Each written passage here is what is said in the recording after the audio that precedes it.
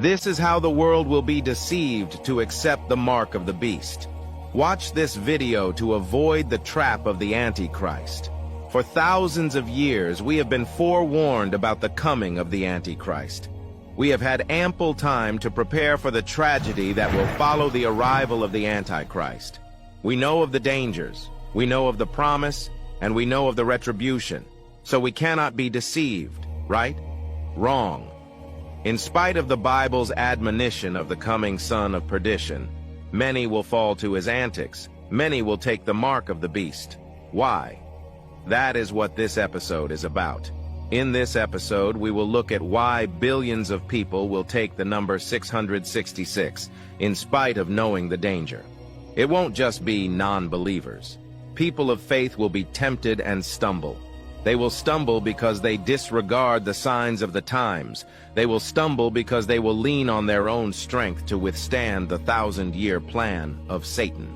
The reason why many people will take the mark of the beast is discussed in Revelation chapter 13, verses 16 to 17. According to the Bible, no one will be able to buy or sell unless they have the mark, the name of the beast, or the number of his name. When we read the book of Revelation, we often think that these events will happen suddenly. However, the truth is that the spirit of the Antichrist is already at work in the world. In 2 Corinthians chapter 4, verse 4, it is mentioned that the God of this age has blinded the minds of unbelievers so that they cannot see the light of the gospel.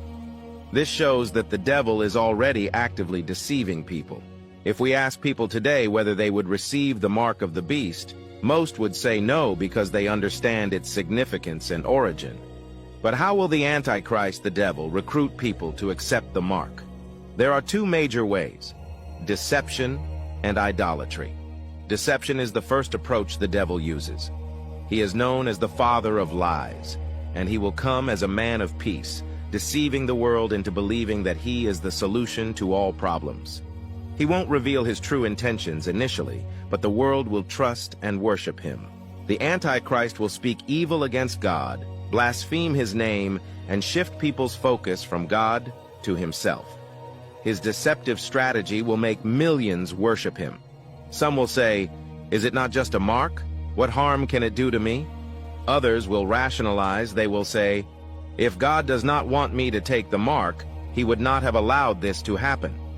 But God is not the source of evil. Evil happens because we exercise our free will to disobey God. Evil happens because we rely on our own judgment instead of adhering to the warnings and promises contained in the Bible.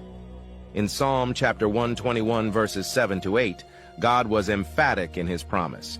It says, "The Lord will keep you from all evil. He will keep your life. The Lord will keep your going out and your coming in from this time forth and forevermore." But as it is written in Deuteronomy chapter 28, the condition for this promise is obedience. "And if you faithfully obey the voice of the Lord your God, being careful to do all his commandments that I command you today, the Lord your God will set you high above all the nations of the earth. And all these blessings shall come upon you and overtake you if you obey the voice of the Lord your God." Many people, even those who were once faithful, will miss the promise because they will be overtaken by the spirit of disobedience. They will accept the damnation of the mark of the beast because they could not trust and obey God.